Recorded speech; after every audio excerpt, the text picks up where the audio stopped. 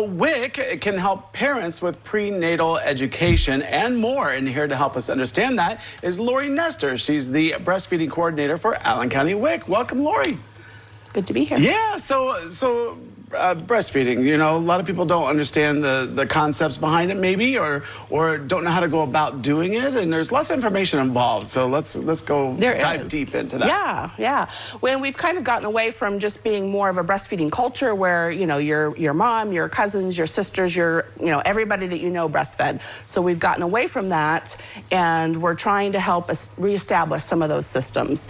And the theme this year for our Breastfeeding Awareness Month is creating those sustainable support systems. So, you know, while you're pregnant, you can, kind of figure out who your contacts are. Do you have friends or family that breastfed and can be a good place just to ask questions, or just have that emotional support of, yes, we've done this, and here's how you can figure some things out if you're having challenges. But also then WIC can help you connect to other resources in the area that will provide, if you need more of of some medical support or some more trained lactation care to solve some problems or just answer some questions and make sure you're getting good answers.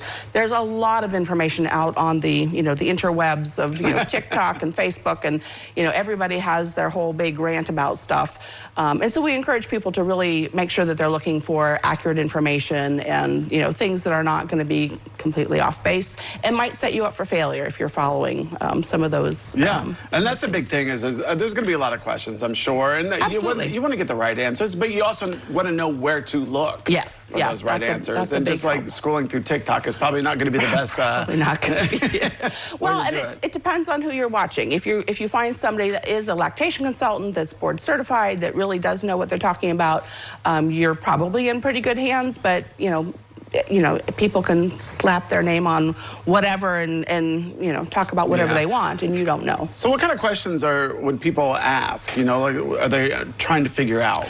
So a lot of times our participants are looking for resources for, what do I do when I go back to work? And what do I do about childcare? How do I navigate, integrating all of these things? We don't have, good family leave policies in the United States like some other countries have. So we don't have that guaranteed, here's some time where you can, just whether you're breastfeeding or not, just time to be home with your baby and figure out being a parent, learning your baby, just navigating all the things that are new with having a baby in the house.